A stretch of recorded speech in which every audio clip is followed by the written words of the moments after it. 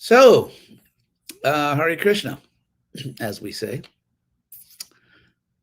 Today is May 9th, 2021, and I'm still in Davidson, North Carolina. So welcome to the Bhagavatam class, Sunday Bhagavatam class. And today we're going to begin with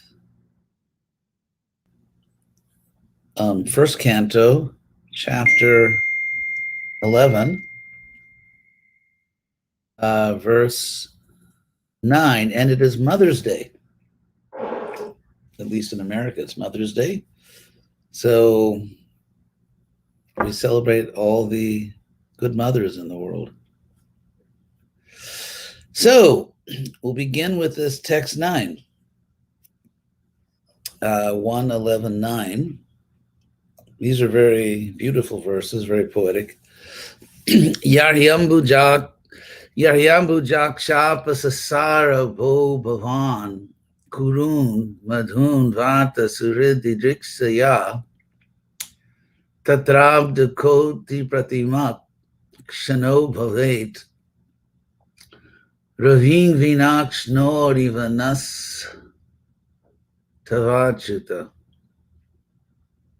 So they say Yarhi when Ambujaksha. Ambu means water, Ja means born. So Ambuja is waterborn, and it means lotus.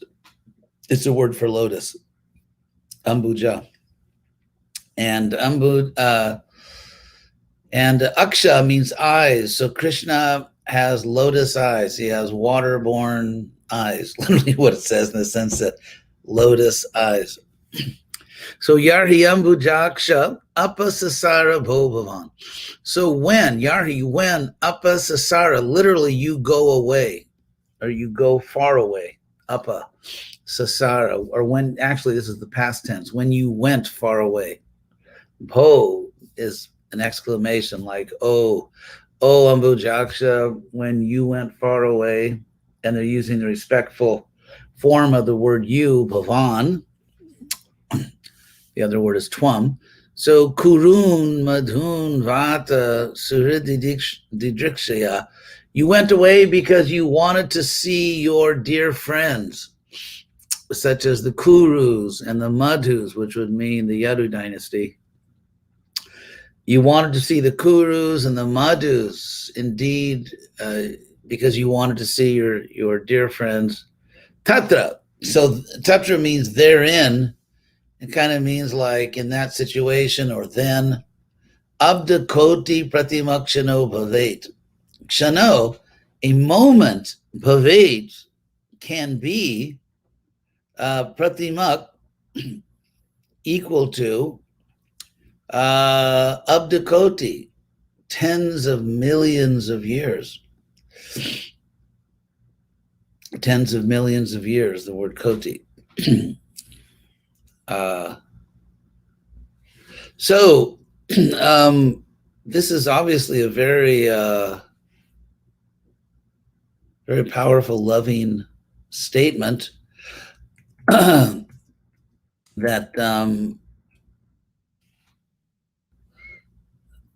these yes, 10 million, I got that right. So Jaryambu Jakshapa Sasara Bhavan Kurun Madun Vanta Suridhi Jikshaya Tatrabda. Abda means year.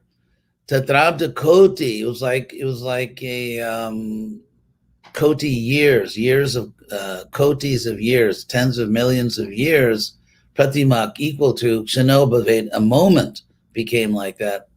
And Raving Vina Akshnori Vanas Tavachuta, like our eyes, Achyuta, Krishna, like our eyes without the sun.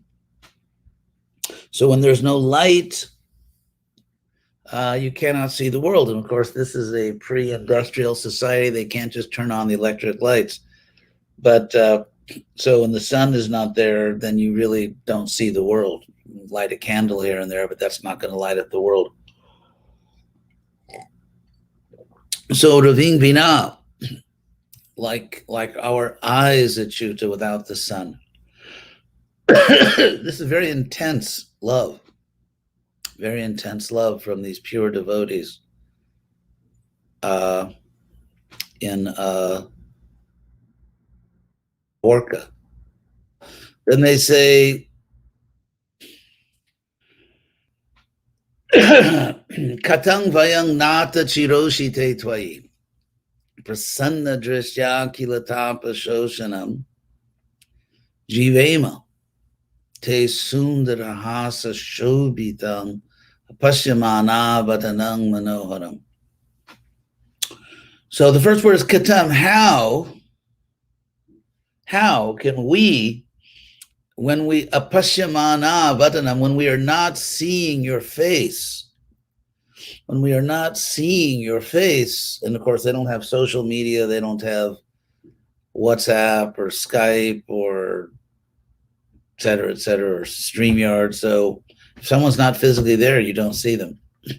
So apashamana vadanang manoharam. So not seeing your face, which is manoharam, which takes away our minds. That's a way of saying chanting or charming in Sanskrit. Literally means manoharam, taking away the mind.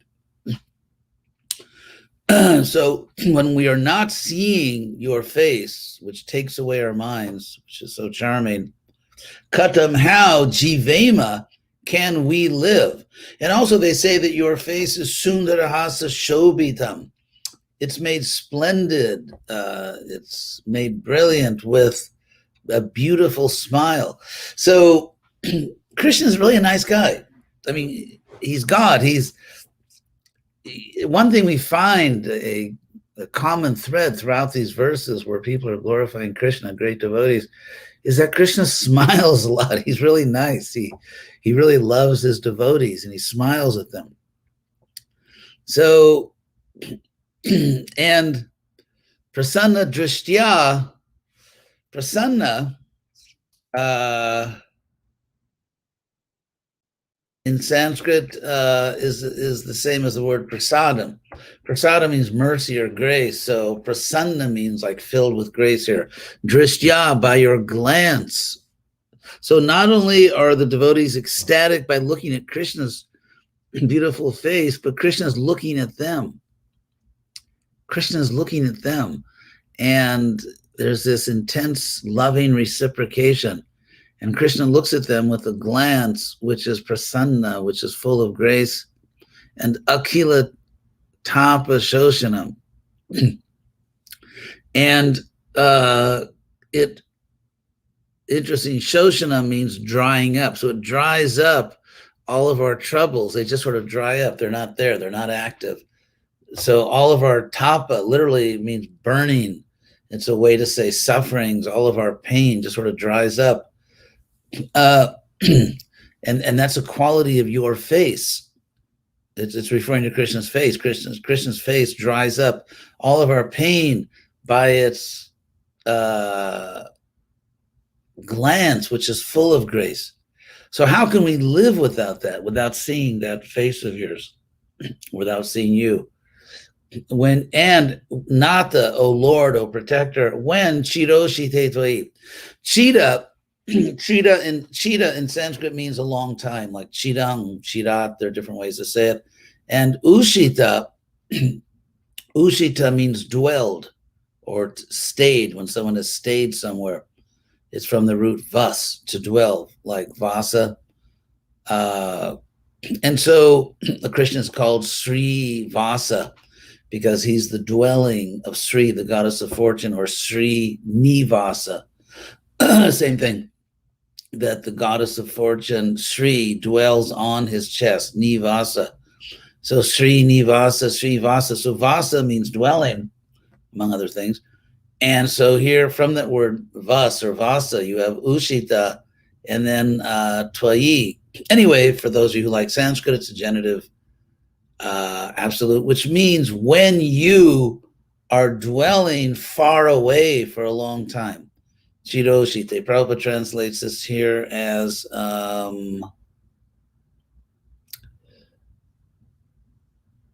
being abroad almost always. So that's what it is. Chira ushite twai, when you are far away, when you are abroad for a long time.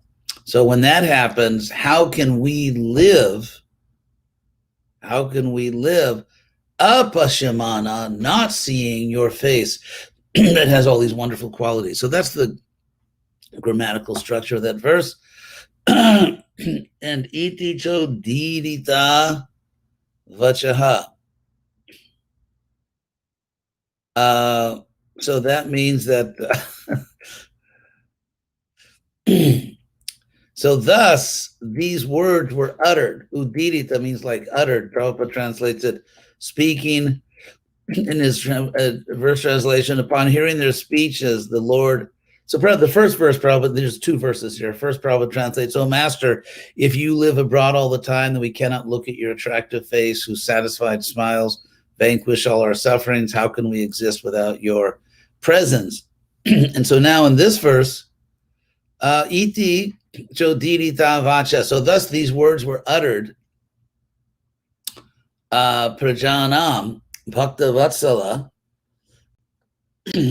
these words of the citizens were uttered, and Krishna, this refers to Krishna, who's Bhakta Vatsala, affectionate to his devotees. From the word Vatsala, affectionate, you get Vatsalya rasa, the rasa of parental affection, because Vatsa in Sanskrit means a calf, a baby cow or bull. And Vatsala means like a little calf.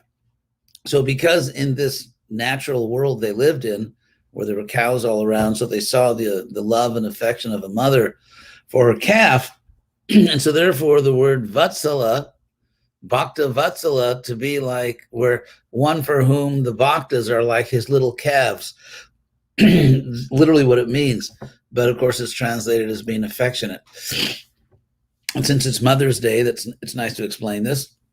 So Krishna sees his devotees like his little calves. I mean, he's very affectionate to them. So Prajanam Bhakta Vatsala Shinvano. So hearing, actually, the word, the object of this verb, this is just refers to Krishna, present participle, hearing, Krishna hearing, and then udidita vachaha, these words are the object of the verb shrinvana, hearing these words uttered. Krishna, who is very affectionate to his devotees, hearing these words of the citizens, anugrahang drishtya vitanvan. So then drishtya, by his glance, drishtya, simply by his glance, vitanvan, spreading, anugraham, his mercy. So spreading his, you can just see there's thousands and thousands of citizens there, tens or hundreds of thousands, and Krishna hearing their devoted words, he is spreading his mercy over them just by by his glance. I actually saw something like this in the San Francisco Rath Yatra in 1974. There were thousands and thousands of people there in Golden Gate Park. It was still kind of the latter days of hippiedom. And thousands of people came to the Rath Yatra. Some of them probably were already in the park. And when the parade arrived and Prabhupada was on the stage and a kirtan began, and there are many, many pictures of this. I wish I had a picture right here to show you, but it's one of the most famous pictures in ISKCON. It's a picture of Prabhupada surrounded by devotees on both sides on a stage. I am actually right next to Prabhupada on his left. And Prabhupada, this was at the stage program for the 74 San Francisco Rath Yatra, and Prabhupada began dancing. As he danced, jumping, he was turning from side to side, and I could actually see, and I think everyone could see, Prabhupada just spreading mercy out. He was just like showering all these people with mercy, and I could really see it. And if you look at the faces of the devotees in that kirtan, it's a Rath Yatra stage, and Prabhupada is up and dancing, and there's devotees on both sides. If you look at the faces of the devotees, they were, including myself, just completely astonished, because we could see Prabhupada just showering Lord Jagannath's mercy on these people. It was an amazing experience. And so that comes from Krishna. So here it said, Drishtya, by his glance, Krishna was spreading, expanding, extending mercy to these people. And as he did that, Pravishat Puram, he entered the city. So as he was doing that, he entered the city, Pravishat Puram. So those are those two verses. The Prabhupada translates this: upon hearing their speeches, the Lord, who was very kind to the citizens and the devotees, entered the city of Dwarka and acknowledged all their greetings by casting his transcendental glance over them. The Prabhupada writes in his purport that Lord Krishna's attraction is so powerful that once being attracted by him, one cannot tolerate separation from him. I mean, that's why we stay in the Hare Krishna movement in spite of all the things that happen in the Hare Krishna movement. So why is this so? Because we are all eternally related with him, as the sun rays are eternally related with the sun disk. The sun rays are molecular parts of the solar radiation, thus the sun rays and the sun cannot be separated. Beautiful, powerful philosophical point here by Prabhupada. The separation by the cloud is temporary and artificial, and as soon as the cloud is cleared, the sun rays again display their natural effulgence in the sun's presence. Similarly, the living entities who are molecular parts of the whole spirit are separated from the Lord by the artificial covering of Maya, the illusory energy. This illusory energy, or the curtain of Maya, has to be removed. And when it is done, when it is so done, the living entity can see the Lord face to face, and all his miseries are at once removed. Every one of us wants to remove the miseries of life, but we do not know how to do it. The solution is given here, and it rests on us to assimilate it or not. Great purport, just extraordinary purport. So the next verse, Madhu Bhoja Dashar Harha Kukuranda Kabrishnivi Atmatulya Balayar Guptang Nagar Bhogavatimiva. So this is actually not a complete sentence. It has to be completed by the next verse. So let me just take a look at it. This is the next verse is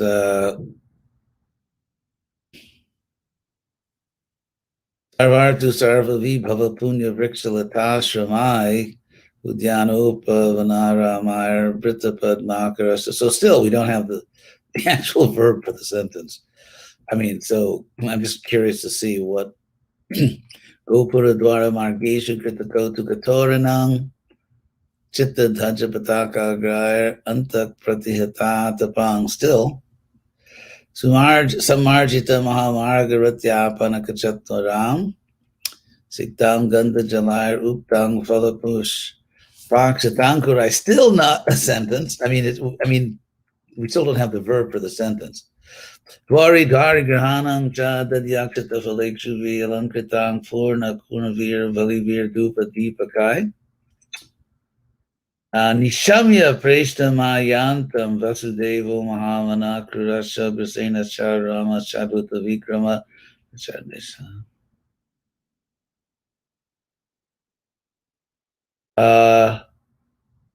Sorry for this delay, but I'm just amazed at how long this Sanskrit sentence is going on.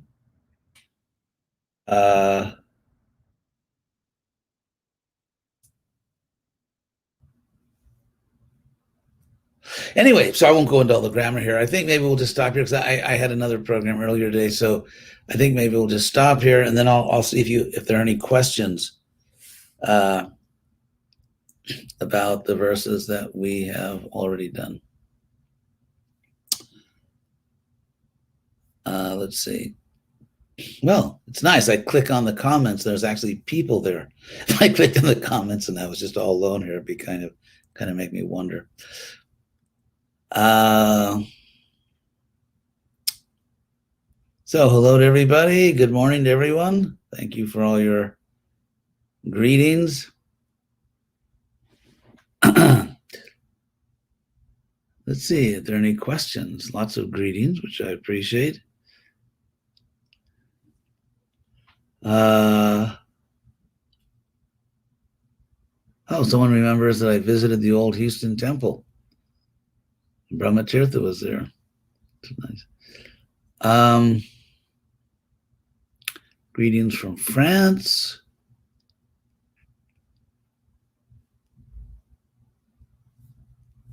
So far, I don't see any questions, so maybe I get the day off.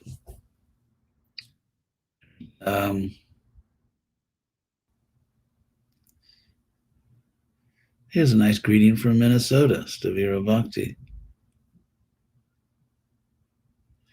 So thank you all very much. It's happy I have this opportunity to spend a little time with you and glorifying Krishna to the Bhagavatam. Don't see any questions, so I guess we will stop here for today. You're all free to go, and hopefully we'll all be back together next Sunday. Hare Krishna.